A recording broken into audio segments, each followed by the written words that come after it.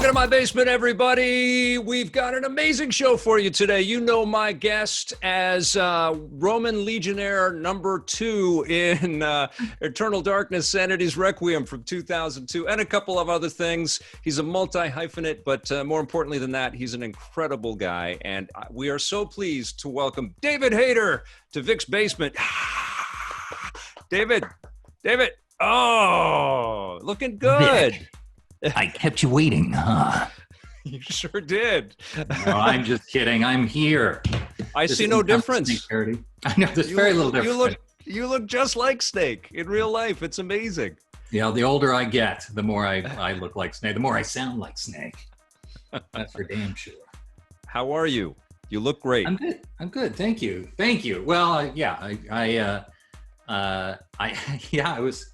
Well, I don't even want to talk about what I was doing because it's a whole different thing. But Thank you. Yes, I'm weathering the apocalypse as best I can, and just stuck in my house in California and trying to enjoy my life, which is not that difficult. Totally. We are very fortunate to be able to be in the creative industries and to talk with interesting people and have our imaginations piqued at all times, pretty much. Yes. Nice. Yeah. I mean, to make a living, doing what we do, being immersed in the storytelling that we love is a gift beyond all value. Awesome. We're going to get into some storytelling stuff here, but first let's focus on this apocalypse that we're in. It's the crappiest apocalypse we could have hoped for, isn't it? It's like we really got ripped off. All of the fictional apocalypse options, and this is what we get? Yeah, the dullest, stupidest, just hottest. Oh my God, it just goes on and on. The banality of our current apocalypse is frustrating at best. Yes. Okay. Well, something huge happened this week, and it was coincidental because you reached out and we connect from time to time about various things. I love that you are as fanatical a game fan as I am, which is awesome, and you're enjoying Ghost of Tsushima right now. I'm enjoying Ghost of Tsushima. It's true. Vic and I have known each other for many, many years, and when I really fall in love with a game, I tell him about it or ask him about it. And I'm currently obsessed with Ghost of Tsushima. I grew up in Japan, and that is just such a beautiful, amazingly executed game. And I'm also obsessed on an alternate way with Man-Eater. Right. Because I'm a big scuba diver, and I've dived with a lot of sharks, and to actually be the shark is it's surprisingly fun. I've played an hour of it and I've really liked it. I'm trying to keep up with everything because I review all of these things, right? So I got to play them for enough time that I can talk about them, but then we have to cut the videos and put it. So it's a lot of work, but I have enjoyed that game and I've heard it's tremendous. When you play the beginning, you're a baby shark, and but when you get to be an adult shark and you get to be like full on jaws and bone fins and all this, it's freaking awesome.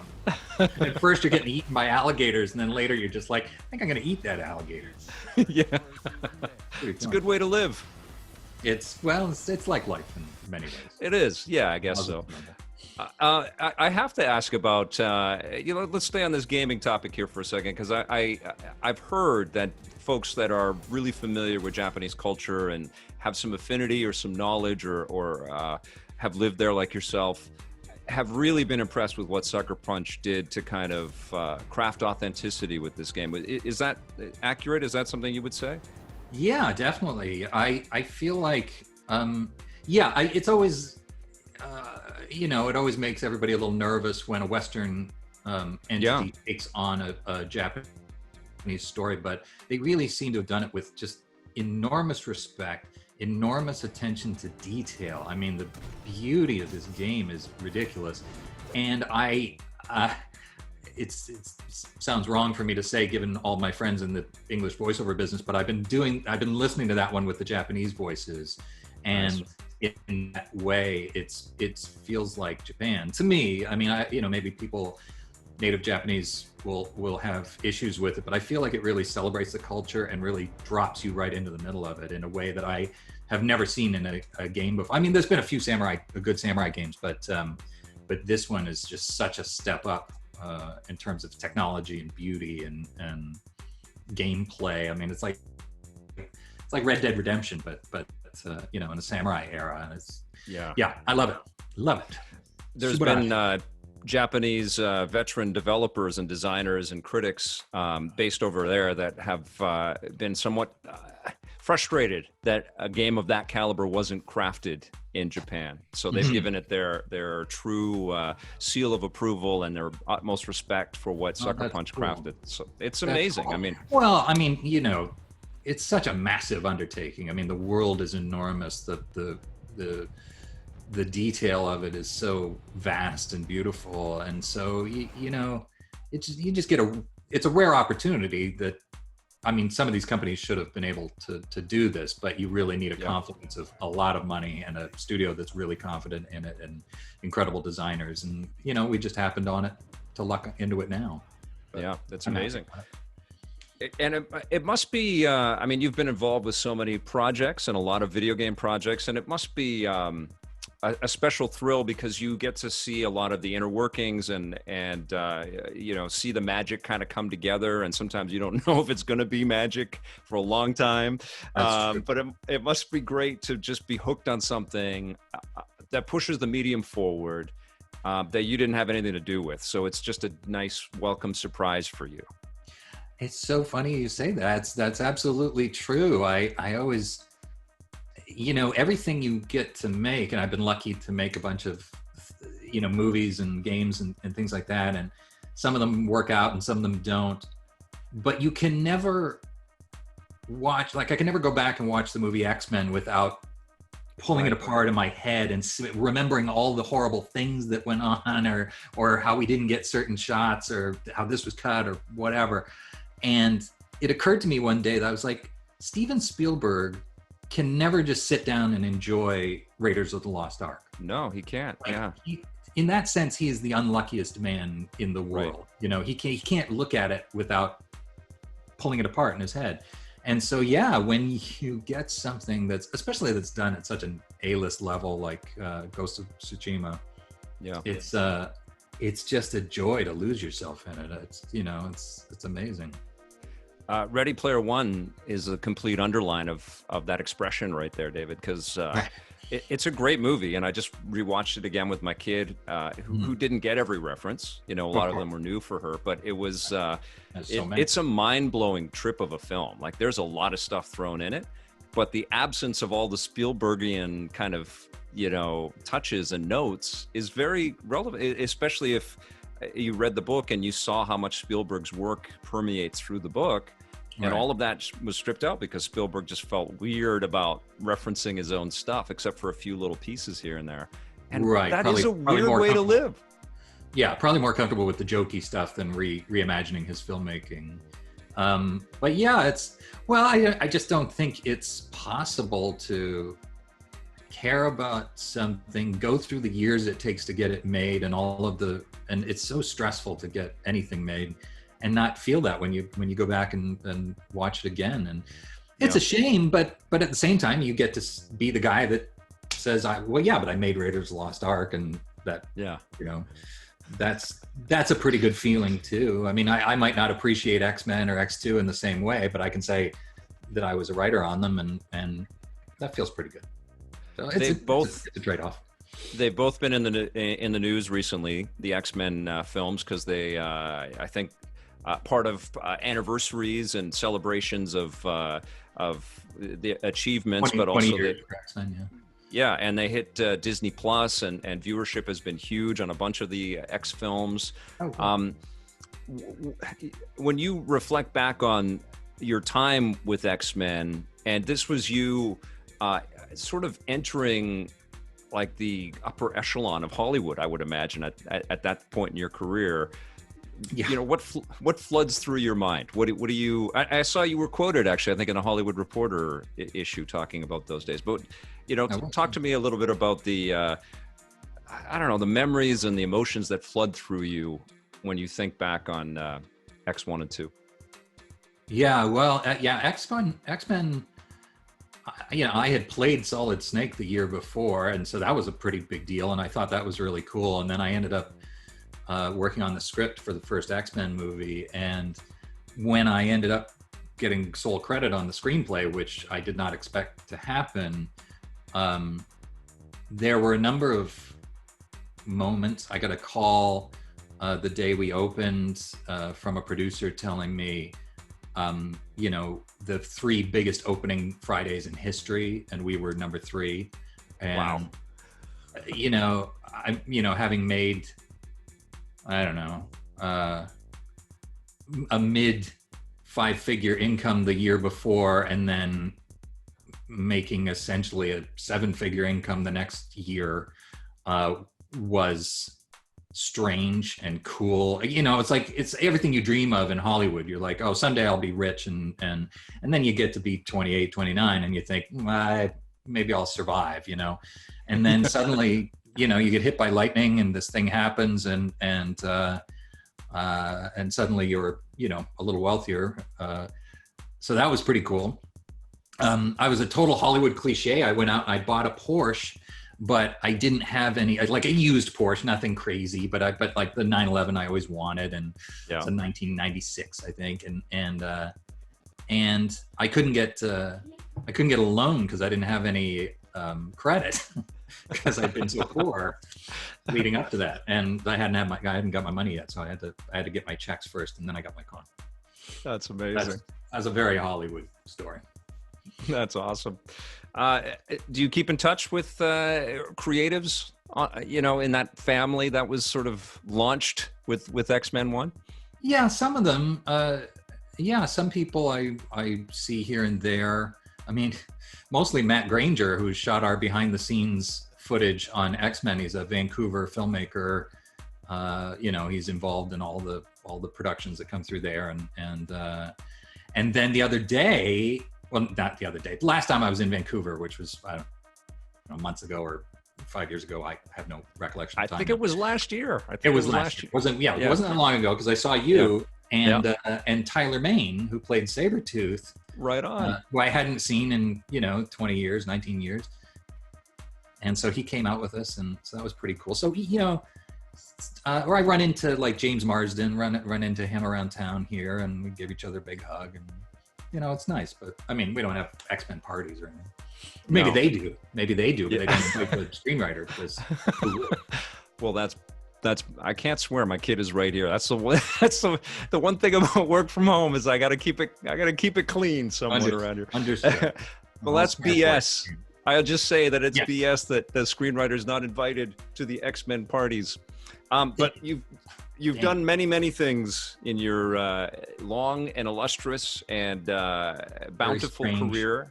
Yeah, very strange. But we're all the better for it, man. Like, you are one of the best stories in the video game industry for sure. Because of your tangents and all of your different disciplines.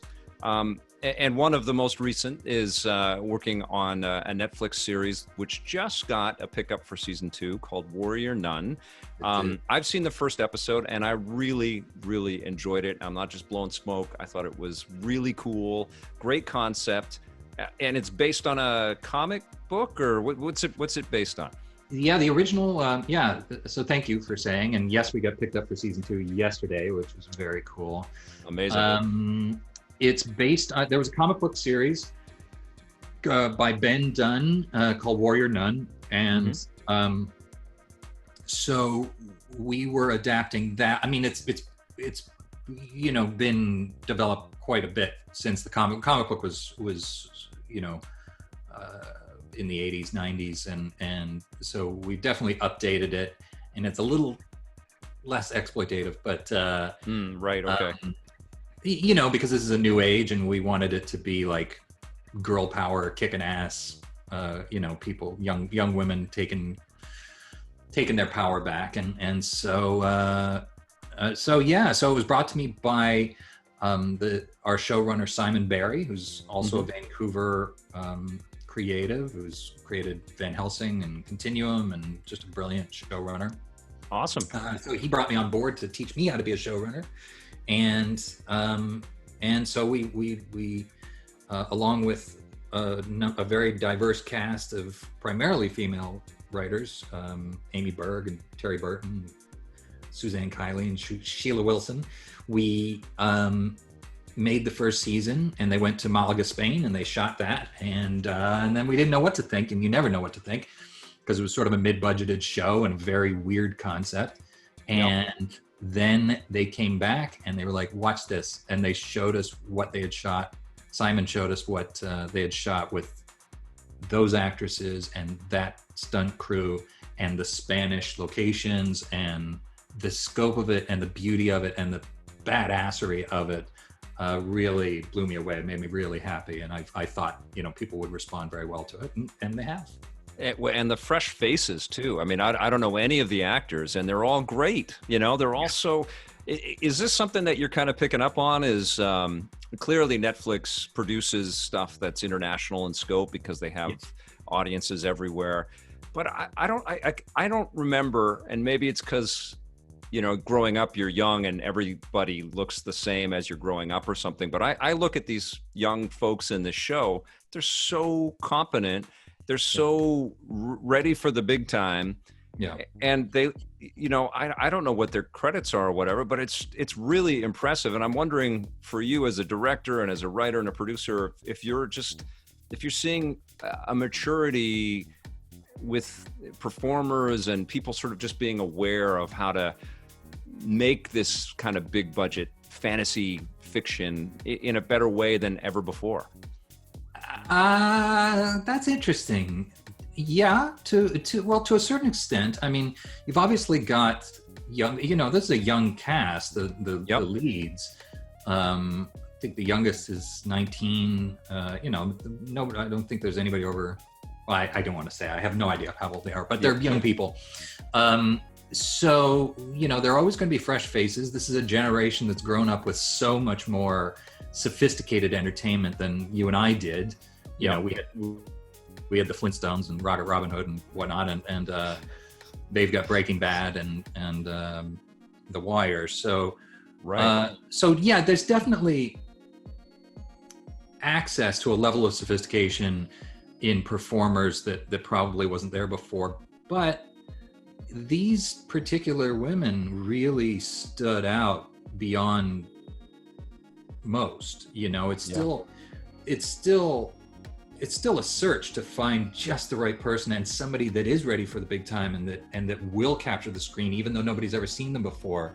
That's a very difficult thing, and Simon and the casting people just landed on this combination of amazing, compelling actresses, and so a lot of that is just, it's good taste and it's luck and it's alchemy.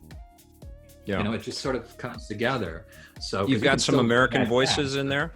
You got some American voices in there, but also European voices, or where did everybody come from? I don't think there's any Americans. Wow. No, Alba Baptista, who plays Ava, with I think a pretty convincing American accent. You can hear her accent a little bit here and there, but she is from Lisbon. She's Portuguese, speaks 6 languages. Wow. And I think all of the actors were either Spanish or English. Oh, that's not true. Toya Turner, who plays Shaka Mary, is American, and I think she's a woman. Okay. Yeah, it's very impressive. And I mean, you look at Stranger Things. I mean, maybe it is just like the quality bar has just gotten better and better and better. I think there's still lots of crap that's getting made for sure, but it blows me away, because when you watch a show that's kind of serialized like this, and it looks like money has been spent on it, even comparative budgets to other things. Yeah. You expect a famous face to appear. And we've been conditioned to feel like somebody we know is coming in here, and that they're going to pivot the camera. It's going to be a big reveal, and we're going to know. And that doesn't really happen in Warrior Nun. It's all just about the characters that you've crafted and the performances they give us. Yeah, the world is completely new to you, and these people will just be these people. And I think there's a great value in that. And we've been approached since by bigger actors saying, "Oh, I want to be in that, and I want to do that." And we've had a discussion. It's like, okay, do we do that? Do we start putting in somebody famous, or do we keep just within the warrior nun world? And so we haven't really come down on that yet. Awesome. Well, I know people are watching it, and Netflix is very, shrewd with what they do green light, and we all know how quick that can change in the Netflix world. But congrats on that. But there are people that don't know anything about this, so I feel like, you would give us a great top line on kind of what this show is about. Yeah. Well, it's about an ancient order of warrior nuns. It's pretty aptly named, and the champion of the warrior nuns has an angel's halo implanted in her back, and we don't really know how that happened when the series starts, but I don't want to tip too much, but essentially the halo is taken out of the last halo bearer and hidden in the body of a quadriplegic girl who's recently died. And not only does the halo bring her back to life, but she can walk, she's got powers, she's got all these things. So suddenly it's this 19-year-old girl who's never been outside of her orphanage, who's never been able to walk, is suddenly able to, feel her body, and she's able to go out into the world and dance and drink and do whatever she wants. And she's in Europe, and then these warrior nuns come to her and say, well, you kind of have to fight for the Catholic Church now if you want to keep the halo. And she's like, the Catholic Church? What are you talking about? I'm going to go to a club. And it's the conflict of that which really drives the show. She has not only a responsibility to the halo because it keeps her alive, but also because it protects the world from evil. But at the same time, she's just like, I just want to live my life. I just want to go my own way. And it's a pretty cool way for us to sort of look at how, institutions and churches and whatnot manipulate people for their own ends, and how we can fight back against that.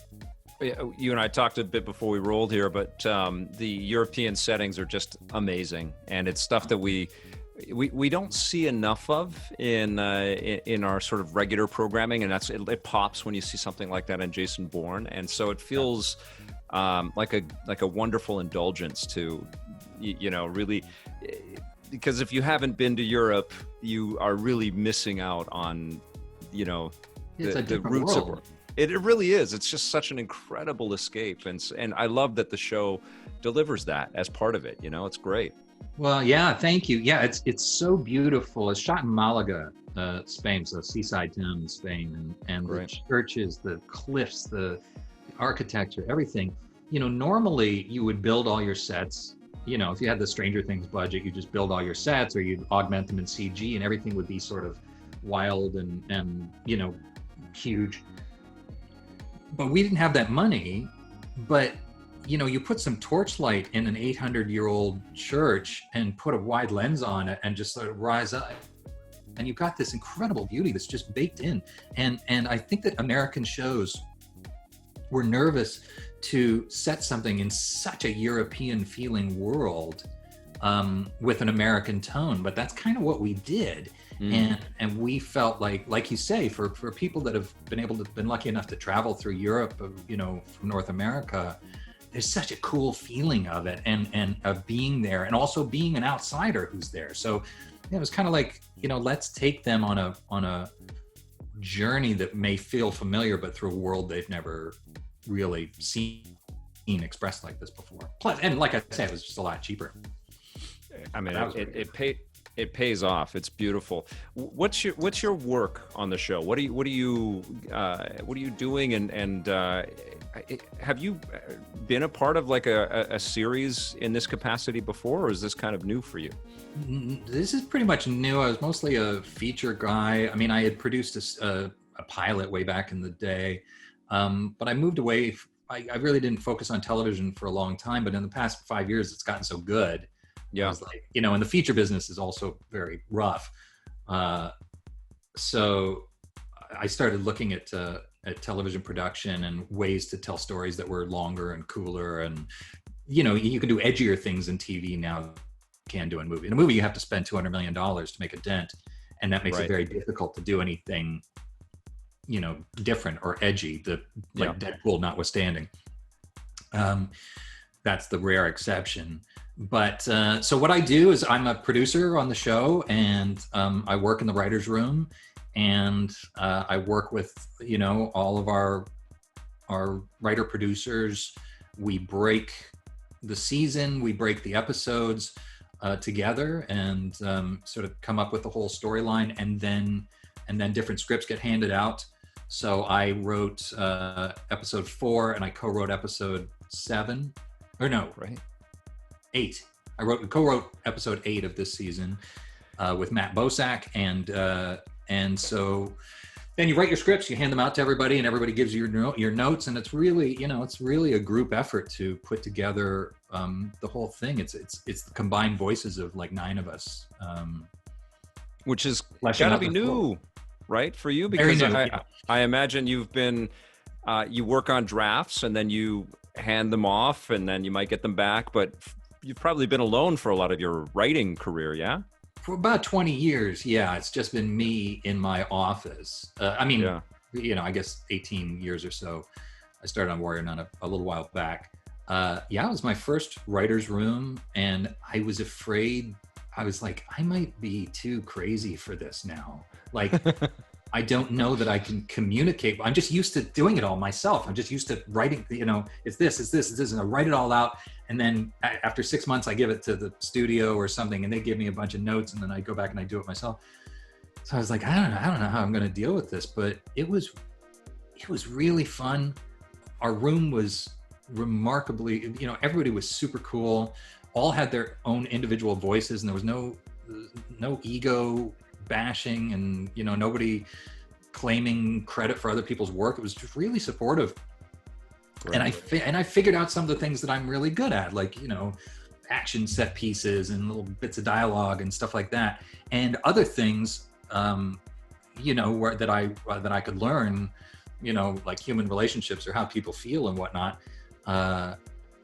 There's other people who are really good at that to sort of you can learn from and influence your work. And so it was a surprisingly good experience. It could have gone any way.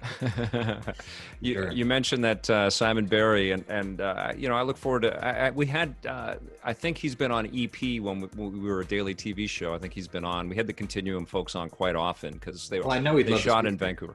Yeah, I'd love to have him on the show. It'd be great. But you mentioned that he brought you on board to kind of train you to become a showrunner, or show you a little bit about that. Is that going to be another hyphen you're going to be adding to your portfolio pretty soon? I hope so. I mean, because I've got some big feature credits. When I take in a TV thing, this has sort of been the issue of the past 5 years. I take a TV thing in, and they'll say, well, you're a big feature screenwriter, so you need to be the showrunner. And then it'd come down to making the show, and they'd be like, well, you've never been a showrunner before. Right. And then they wouldn't make the show. So I was like, I just need experience in the room, looking at production, looking at casting, looking at how the whole thing comes together. Even though I've done all of that in movies, TV is a different world. And so I was like, just go work for somebody and get the experience and get some good credits, and all of that will build up towards eventually running your own show. So so that's what I'd like to do. I mean, for this next phase of my career, it'd be very cool to be a Ryan Murphy or somebody like that, and create a couple of really cool shows. And it's like I say, TV now, you can do anything, and it's really an inspiring landscape. Is there a direction that you want to see yourself go? Like, is there a specific property, or do you want to create something brand new? Like, what are you hoping for you? Well, I can't say specifically what I would like to do, because if I do, somebody else goes out and buys it. But I think if you look at Warrior Nun, I mean, that's kind of the space I like to be in, badass action, heartfelt, hopefully it's smart, and just, genre stuff. This is the stuff you and I love. So, sci-fi, fantasy, horror, whatever. So what I do is, people bring me a lot of projects and they send me free video games, and they send me books and comic books and all that stuff. And I just try to keep an eye out for something that I think is new and original. And like I say, when I first heard the story about Ava getting the angel's halo and it bringing her back to life and curing her paralysis, I was like, oh my God, I've never seen that before. That's fantastic. Like, it's the opportunity to tell the story of a teenager who's never gotten to be a teenager before, and that was I was like, what a rush that would be. So, so that sort of spoke to me. So I'm looking for other projects that do that. And I've got a few that I'm attached to right now. And, but everything's a struggle. Everything takes a while to get set up and paid for and produced. And totally. It's just, you've been, all of these creative industries are always morphing and changing and presenting challenges and reaching people in interesting new ways. But you have been in the center of all of these different things, which is kind of unique to you, my friend. There aren't too many people that have written features and voiced massive characters and properties and directed their own movies and, performed in a bunch of really cool things like King Shark and The Flash. Is there a part of the, like, is it starting to become more homogenous in the way that these creative projects are being developed and this generation of creators out there must be much more attuned to all aspects of these things? I know that filmmakers are really aware of the power of games and storytelling in movies and television shows. They are, yeah. Yeah. But is it sort of the same, or is there still like these disparate, I don't know, clubhouses about how all of these things come together, and do you have to play by different rules with every subset that you work with? Yeah, I think there is still a huge divide. It's really weird to be, I'm pretty well known in Hollywood as a screenwriter. Yeah. But none of these executives, some of the executives, but very few of the executives know that I'm Solid Snake. Yeah. In the real world, millions of people know that I'm Solid Snake, and very few of them know that I wrote X-Men or whatever. Right. So I'm in a very weird position of... It's incredible. Well, it's very fortunate. It was just a couple of really incredible strokes of luck, but it's interesting because I talk to the producers of games, and I talk to the producers of movies, and I talk to the producers of television, and they're all kind of different. Movies and TV overlap, but the gaming world is its own world. And for a while I thought, I'll produce some games, why not? I'm a movie producer, whatnot. But it was a whole different game, and it was very clear to me that I was in a pond that was not for me, Right. And plus, being Solid Snake to a gaming company is like, what, you want to produce? What are you talking about? Right. They don't know you as somebody that can kind of put projects together like that. They don't conceive of you as that person. Yeah, and the budgeting, the way they pay for it is totally different. It's right. all the weird sort of boring stuff it's a very different set of worlds, and that's why it's still so difficult to get good crossover between games and movies. It right. shouldn't be. Yeah. And that's getting better. It'll continue to get better as gamers become movie executives. But we just had a great Sonic the Hedgehog movie. I don't know if you saw that movie. I didn't see it. I'm sorry. It was way better than you would ever dream it would be. I heard that. Yeah, cool. It was really good, and the Uncharted film could be a game changer. We'll find out. Yeah, we'll find out. Hopefully. We'll see. But it definitely is when a big game title gets signed over to a movie studio. It pretty much gets signed over. And a new group of creatives takes over, and sometimes that can work and sometimes it won't. So we got The Last of Us. It's so frustrating for gamers because you're like, well, just let the game developers make the movie. Yeah. But it's like a movie isn't a video game. It's a different animal, and Yes. costs are different. The production is different. Anyway, this is all The very Last of Us is individual. maybe the closest in game. So you can see that sort of straightforward narrative. You can see there's an episodic quality with how big these things are. It's almost like you're playing a television season when you play a game like The Last of Us. And now Well, that's coming to yeah. HBO. Yeah. And because they're so long, it does feel like a television series. Like I just recently replayed during the pandemic GTA 5, and that's like 3 intersecting storylines, but those aren't movie storylines. Those are epic, TV. novel-esque, Yep. or long TV series type storylines. So, again, it is a different medium because you're trying to fill 60 to 100 hours worth of time, where a movie's got to fill 2 hours and be worth a $200 million return. So yeah. The first time I ever experienced that idea that playing through a full game story was much like watching a season of a show happened to be Metal Gear Solid 3, and I was obsessed with the game. At the same, it's the best. It's such an incredible game. But I was obsessed with the game at the same time I was obsessed with 24. Remember when 24 was the hotness? And I was watching the show, and I would have the same feelings, like this, like the same apprehension and exhaustion and exultation. And I finished the game, and it was just a masterpiece, and better than the show, by the way. But it really sort of hit me like. I tend to agree, but again, it's not fair because you've got 2 very different lead actors, and it's very difficult to compare the 2 of us. It really is, and nor should they ever cross over. Nor should they ever cross over. Although hopefully I'll be playing Jack Bauer in something pretty soon. That would be dope as hell.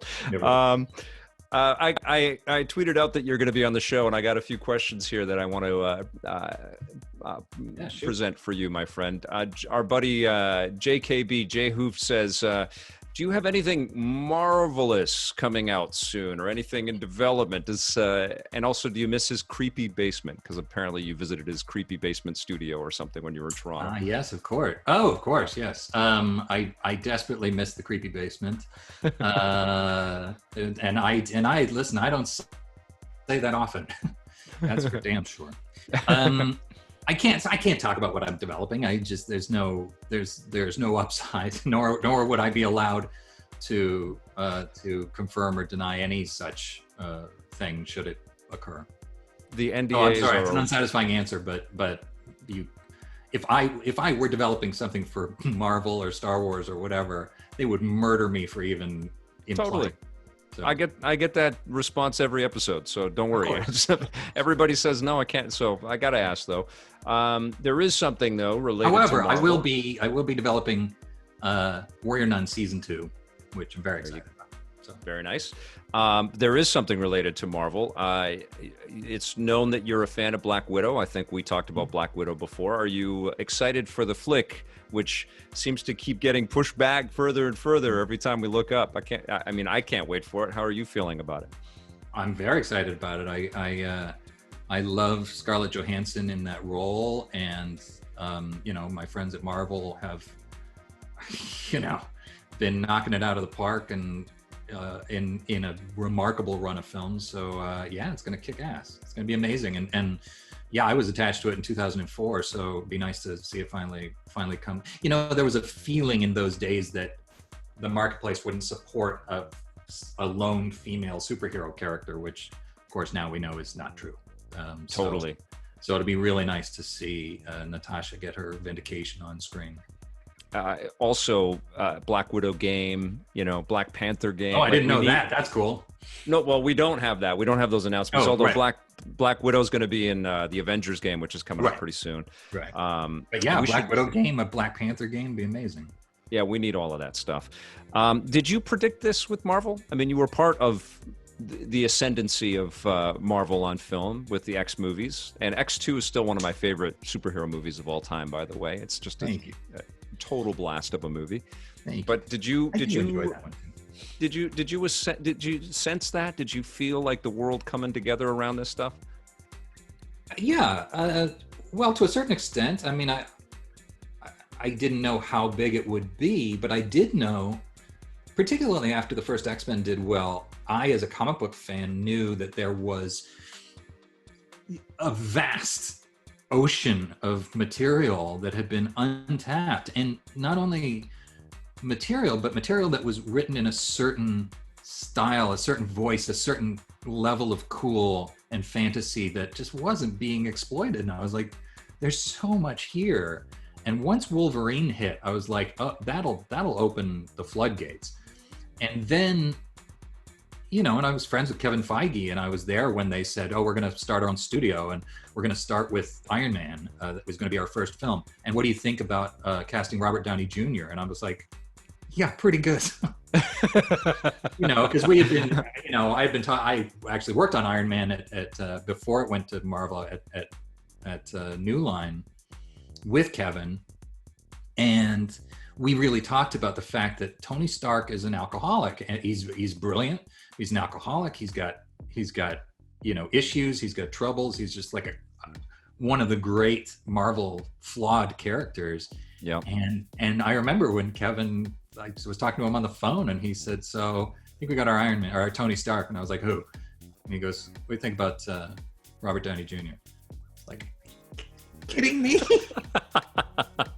So I knew that would be, I mean, that was everything, you know. That was like, once you nailed that casting, it all kind of fell into place, you know, because other big actors are going to sign on at that point. And I didn't know that it would become the dominant form of cinematic storytelling for the next decade, but I saw it all happen, and I was not surprised that the movies turned out so well, and that Marvel gained such success. It was really cool. And then you know, which led to DC and Zack, and you know, it's and our movie Watchmen, and you know, so it's been cool to be a part of it. Very cool.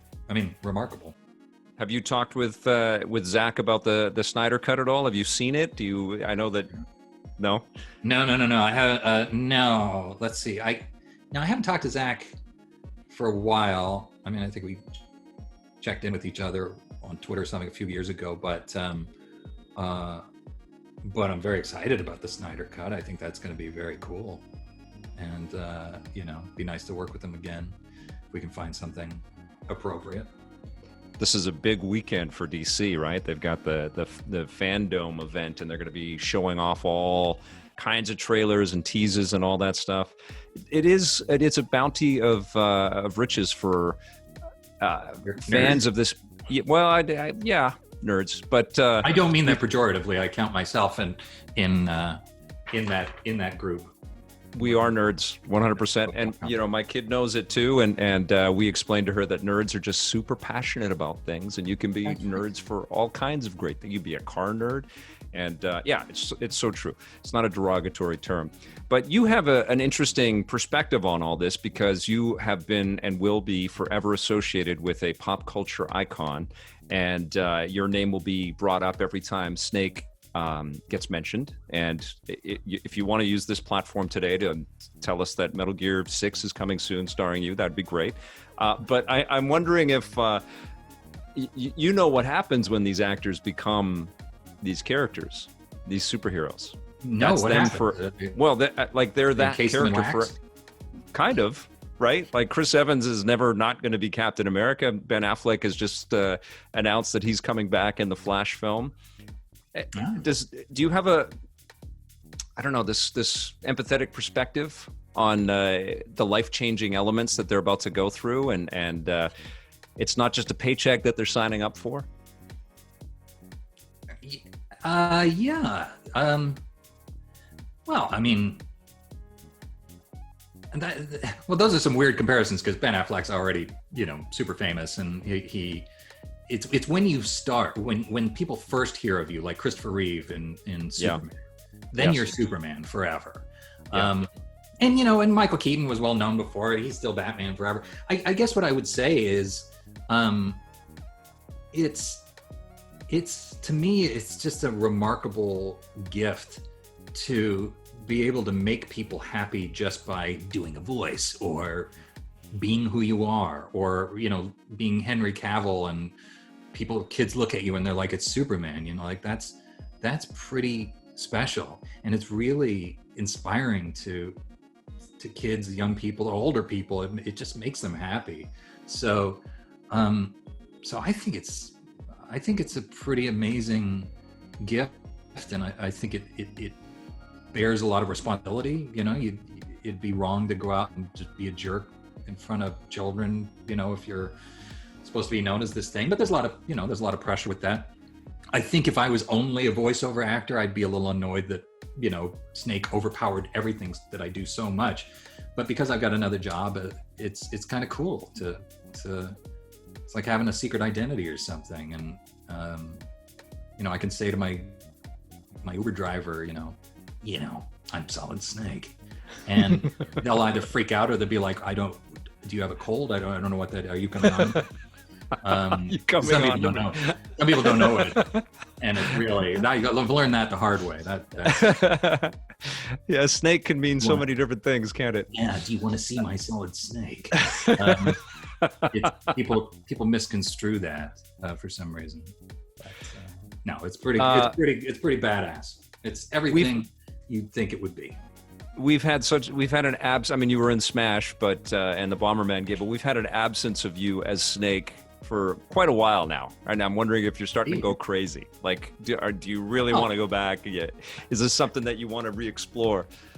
Well, I mean, yeah, it's been a while for you. I do so many cameos. I think I've done 1,800 cameos as Snake.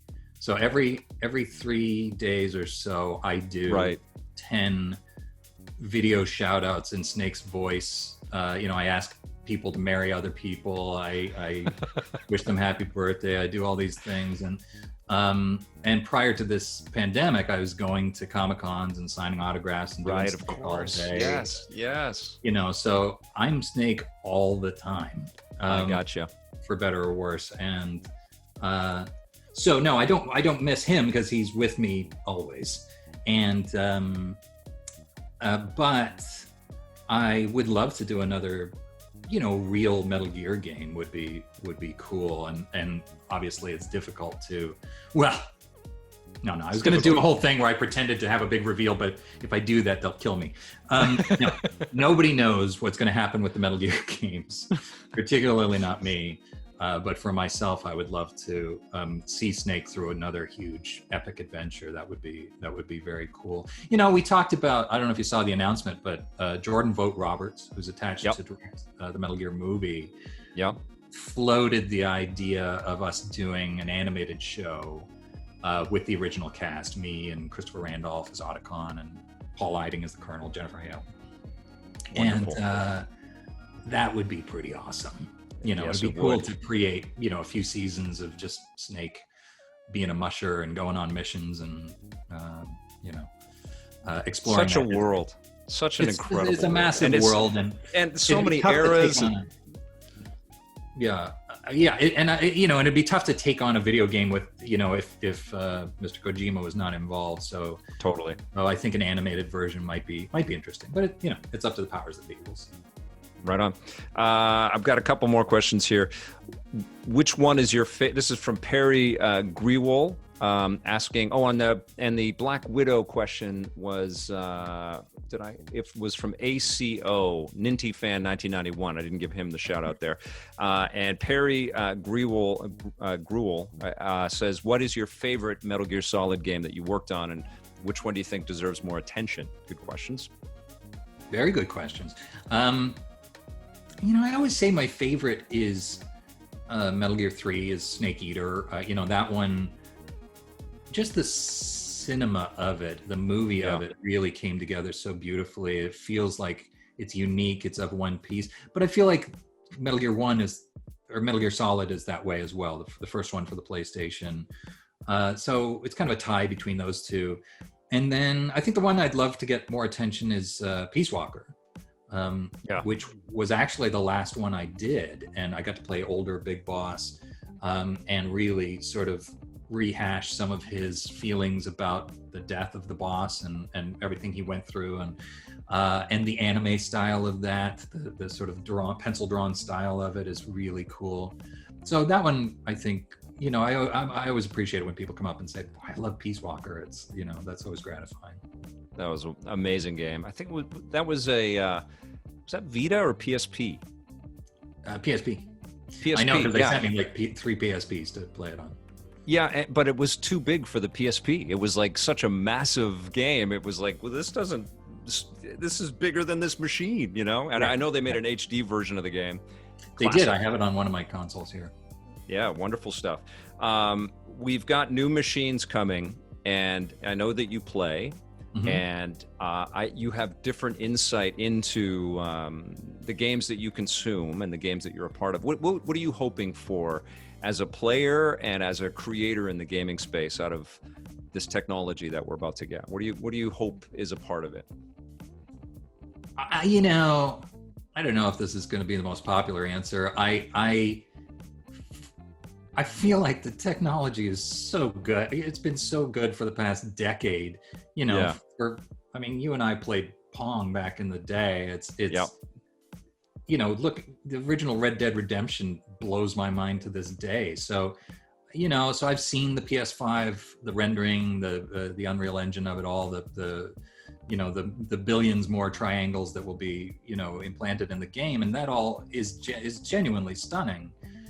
But we've been so spoiled for beauty and execution and worlds and gameplay that I expect that to continue. And typically what I do, I never buy anything first, not ever, you know. Yeah. So because I would hate to sort of give up. I still have Xbox 360 games that I love, that I play all the time. So it's like I play it out until really there's no more games coming out, and I wait about a year and a half after the new thing has come out.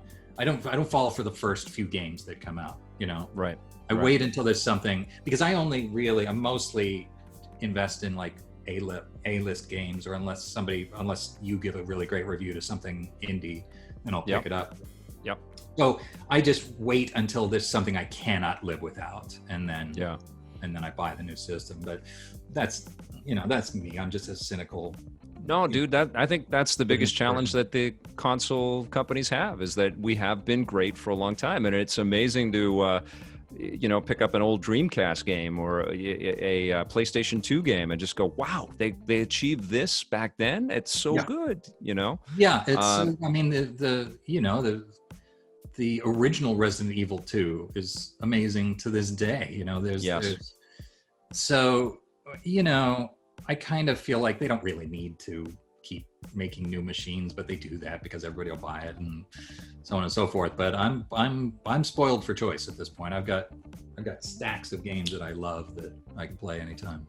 Yeah, it is an incredibly rich entertainment universe, that landscape that we get to kind of navigate through. And I know that you're a comic nerd and just a fan of all of this stuff, just like me. And I'm talking to one of my action figures right here, which is just like, it's all so mind blowing. But it's hard to reconcile it all, right? Like, it's hard to find the time and to like go through it and pick what's yours. And I guess that's part of the challenge as a creator too, because you know that going in, it's like, not only do you have to make it cool, you got to get people to notice it. You got to like hit this quality bar. Yeah, somehow, right? Yeah. My kid's laughing at Octonauts. It's not us. Oh, well, that's a shame. She's missing some prime, inside baseball gaming discussion, which kids love. Yes. So yes, it's got to be able to break out, and because of that, the good stuff you get is really, really good. And so I just do what I do. And speaking of doing what you do, like you've been able to go from all of these different disciplines and been able to find a path in a lot of different ways. And I'm wondering if is there a way for you to impart that onto up and coming writers or actors or creators out there? How does a person open the door, but also go through the door and take those opportunities and the responsibilities of those opportunities and survive and thrive? Well, to quote Han Solo, that's the real trick, isn't it? I guess that's to quote Han Solo as Jack Nicholson. Yeah. Oh, to quote Han Solo, that's the real trick, isn't it? That's good. It's getting there. I did just record a video game in my Han Solo voice, so there's an exclusive. Oh, fantastic! I can't tell you what it is, but it's pretty cool. Right All on. right, good. I don't want to impart it per se because I don't need anybody else in my space. But, what I did was I came to Hollywood. I came to where the work was, where people were paying to make these games, these shows, these movies, mostly the movies. And I came out just wanting to be an actor, but I had interests in writing and so on and so forth. And I got to know people who were creative and awesome and doing things and getting things made. And I sort of latched myself onto them. And then I started working on things that were getting made. And then I started figuring out how you raise money, how you take it to the next level. But it was really just coming to where the work was, be it LA, Vancouver, Toronto, New York, what have you. And being charming, being smart, being decent to people, which is more important than ever. You used to be able to be a jerk, but in the corporate world, that doesn't really fly anymore, which is nice. Nope. Yeah. So shouldn't work in any regard, but it definitely doesn't work anymore. Yeah. You have to be able to work in a corporate environment, sort of like a business person, and you're asking people to give you $20 to $100 million. They want you to be responsible, and they don't want you to be erratic and out of control. So really, it really comes down to the Joseph Campbell edict to follow your bliss. But to be practical about your bliss and figure out really what you're competing against, what are the massive obstacles to getting done what you want to get done, and enduring failure after failure, just continuing to bang your head against the wall. And, I think 10 years ago, I'd have said, I don't really feel very successful at that. I feel like I keep getting somewhere and I keep getting knocked back. And now, I'm kind of at a place where I'm like, nah, I feel pretty good. I feel like careers rolled along the way, not in the way that I expected, but in a very cool way. So so that's what you do. The business kind of, and the business kind of funnels you where you love, but also where you need to go. It figures out what you're good at. And if you're a great communicator like yourself and you love video games, you might find yourself creating a video game show and being an on-air personality. That's a combination of talents that you developed and are able to sell, and that's a rare gift. And people need to know that it's possible. It is possible to live your dream. It's not easy, and your dream may not turn out to be the dream that you expected, but it can be done, and better to try than to not, I say. Yeah, and like I was an actor before I got into all this too, and I know that it's like I think you have to be open to where the waves take you a little bit, and know to have a little bit of perspective on the value of that journey, and taking that risk, right? Do you? Yeah, and not must be arrogant and saying no, I'm not going to accept anything but being a movie star. Which when I came out when I was 20, I was like, that's me. I'm not going to do soap operas. I'm not going to do commercials. I'm going to come out. I'm going to be instantly Tom Cruise, and everything's going to be great. And then I was like, oh, everybody thinks they're going to be Tom Cruise, and they all look better than me. I don't.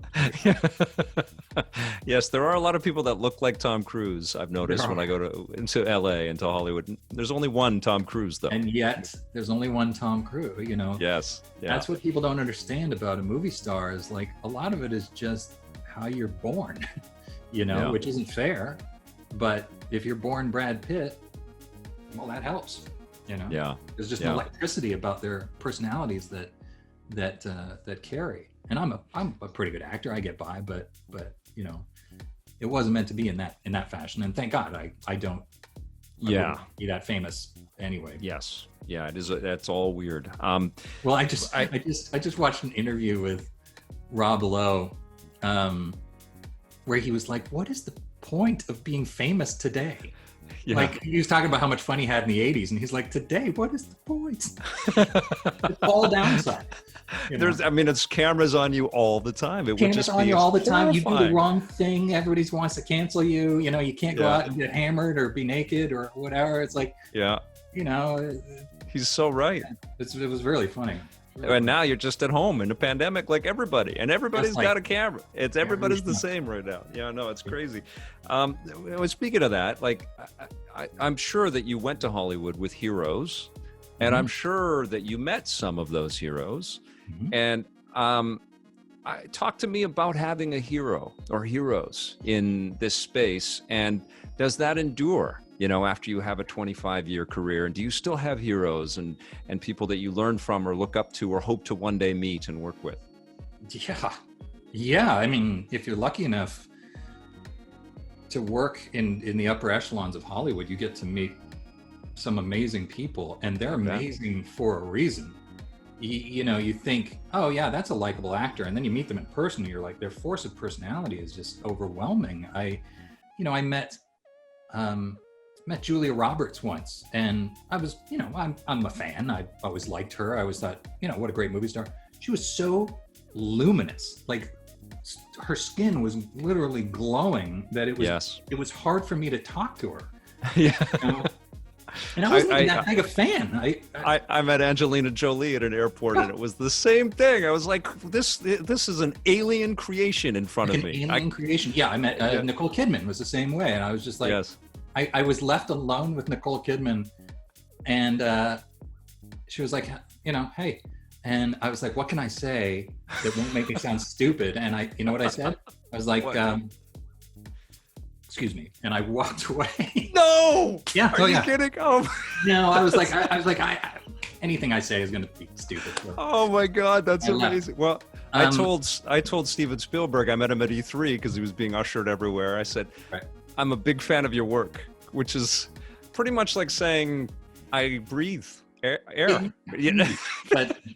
But he understands. He's pretty cool. Well, I got to meet him.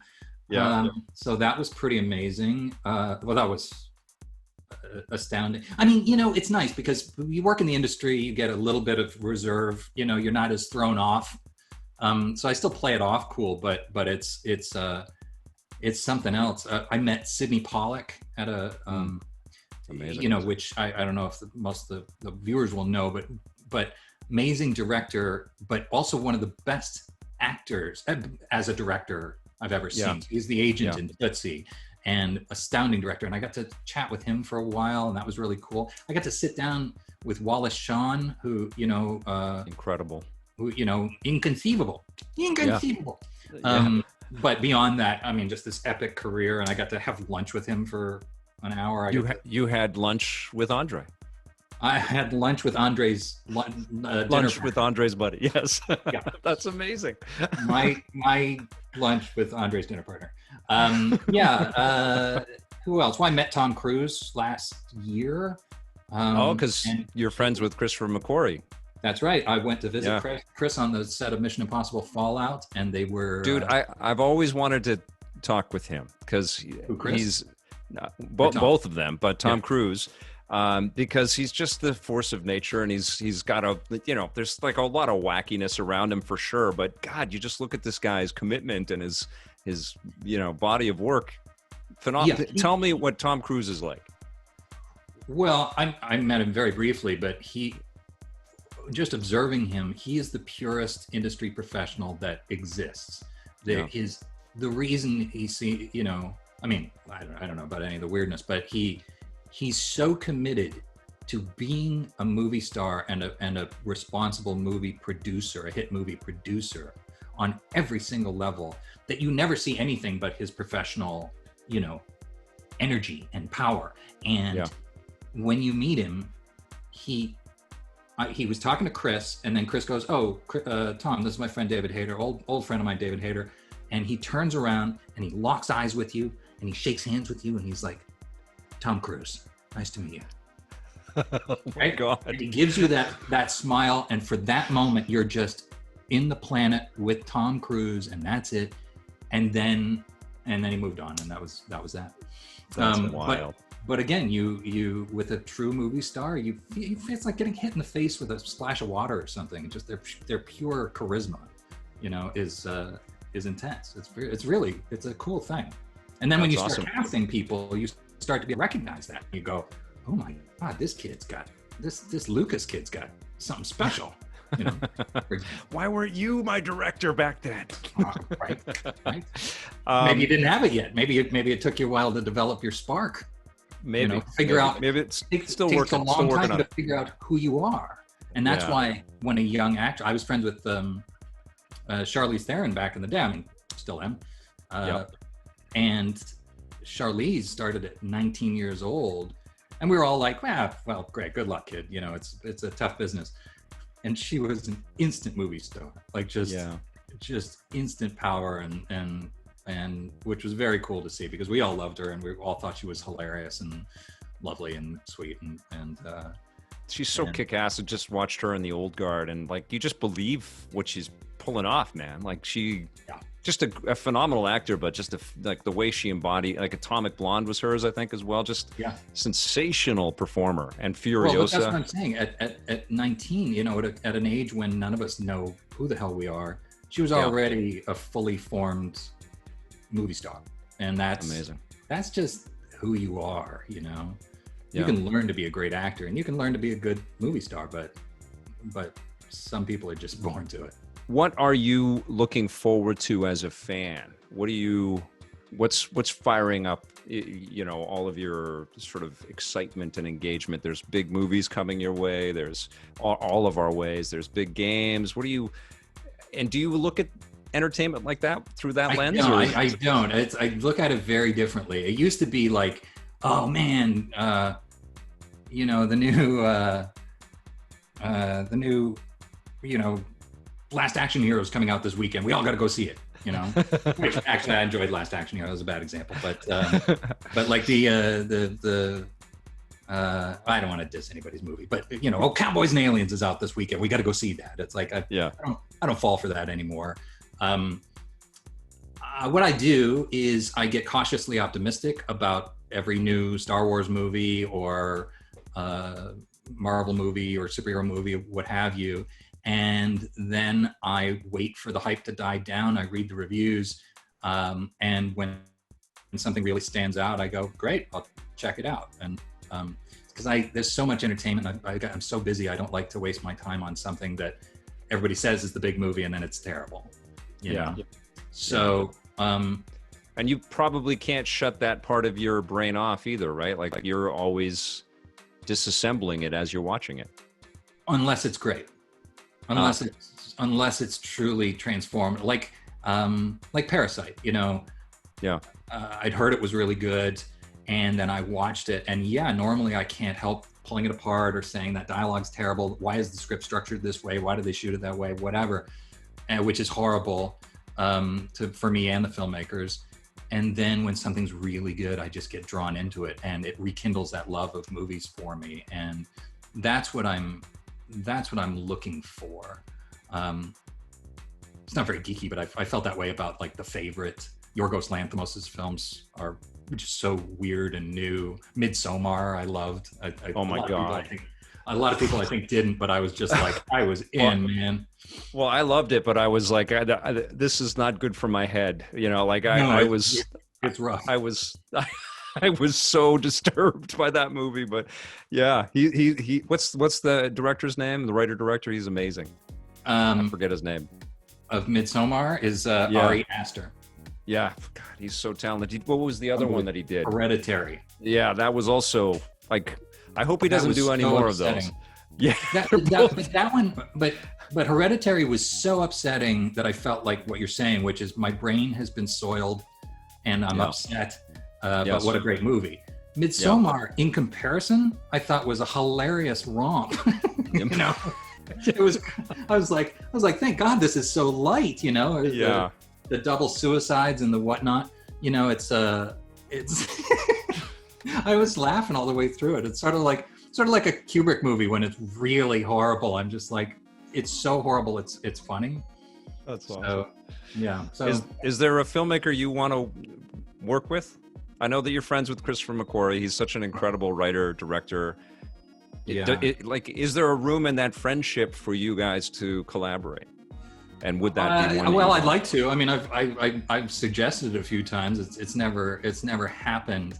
The difficulty is Chris may be the greatest living screenwriter. He's so goddamn good. He's so good. He's crazy. So good, and he's so smart. He doesn't need me. Like I've suggested, and I learned from him. So there's not like a trick I know that he doesn't know. Yeah. So, it's like, maybe one day I would produce a TV show that he would oversee or something like that. And I would love that because all Chris does is talk about film techniques, camera, lenses, emotion, casting, color, all that's all he does. And it's awesome. Yeah. It's the most trenchant analysis and fun, engaging analysis of film that you'll ever encounter. Yes. So I just sit, we drink martinis and I just sit and I just listen to him, and it's a gift. So yeah, I would love to work with Chris if we find something that he's willing to put together with me. I don't know who else. I mean, I love Guillermo del Toro. I've met him a few times, and he's just such a lovely, wonderful, brilliant guy. I heard that he used to watch EP. He used to watch EP when he was working out of Toronto, because we're like he loves all that stuff. We've had him on the show before, but he would find us on City TV or whatever in Toronto and watch the show. And that was really nice to hear. But yeah, he seems incredible. Who is the Doug Lyman? Who have you ever met him or worked with him or had any connection with him? No. I mean, I know who he is. I'm a big fan. But I've never worked with him or anything. He's going to space with Tom Cruise. I heard. It's crazy, dude. I was talking to Chris when they were hanging Tom Cruise outside of the airplane that was taking off, and I mean, that was insanity. They didn't know if it was going to kill him or not. I mean, I guess how can you even test that? I don't know. I don't know what he is truly the Jackie Chan with budget. Like whatever they want to throw, like he'll do it. It's insane. He chooses it. He's the one. I don't know. If him and Chris go around the world and they pick out the craziest locations where they can do the craziest stuff, and then they build a movie around that. That's how they're done. It's amazing. It's amazing. Like what do you want to fall off of? What do you want to be thrown at? What do you want to be burned up in or drowned in or what have you? It's, he's like he's a fusion of Harry Houdini and Jackie Chan, and we are all the better entertained by that, right? I mean, it's just crazy. Man. It's awesome. Okay, so what do you want to talk about next week when you're back on Vic's Basement? Oh my God, I've never talked about so many things in my entire life. Nobody's going to watch it. I don't listen. I'm always thrilled to be in Vic's Basement, whether it's in real life or in quarantine. And I'm so glad that your legacy endures. You're a global, but particularly a Canadian treasure. So always a pleasure to speak with you. Thank you for having me on to discuss Warrior Nun and our season 2 pickup, because we've got some very cool game altering stuff for season 2. Ready to go, and that's it. I mean, keep on gaming. I've got games that have come out. Phantom Covert Ops awesome. For the Oculus, and my Steam Dolls Order of Chaos is being put together right now, and I recently did Bloodstained Ritual of the Night of Zangetsu. Such a good game. Yeah. And I know they redid all of the Longest Dark stuff as well to make that look even Long better. Dark was Long Dark. Amazing Canadian-based game. I mean, A-level Canadian game, but incredible. I love Set that, in Canada. I love that character. Set in Canada. Played him with we a need little more of. Scottish accent. I love it. Don't let me die, Mackenzie. That sort of thing. Is your family as big a fan of Outlander as my family is? My wife is fully obsessed with that show. No, we are Outlander free so far. I'll have to. Dude, I'm afraid gotta to get on that. I don't think I'll ever. My wife will stop watching it. I guess it's pretty. Oh, romantic. it's a great show. It really is. It's not. It's not. And we had the creator, because Ronald D. Moore is the exec producer on it. Well, he's amazing. He's incredible. And so that was our way in, and we had the cast members on when they were just getting started on the show, and they were all great. But my wife became obsessed with it, and we went to Scotland, and she was watching it, and now I'm obsessed too. It's a great show. So I give that to you. Add that to your pile. Thank you. Thank you. I will check that out. This has been David Hayter in Vic's Basement, everybody. Give it up for David Hayter. Make sure you check out Warrior Nun. Play one of his thousands of video games that he's been a part of. See some of his movies. Like X2 is a particular favorite of mine. Always a great pleasure to have you on the show, and I can't wait to connect with you again soon, hopefully next time in person, my friend. Thank you so much. Thank you for having me. And Vic, you're pretty good. Thank you, David. Thank you all for watching. We'll be back soon. And until then, play forever.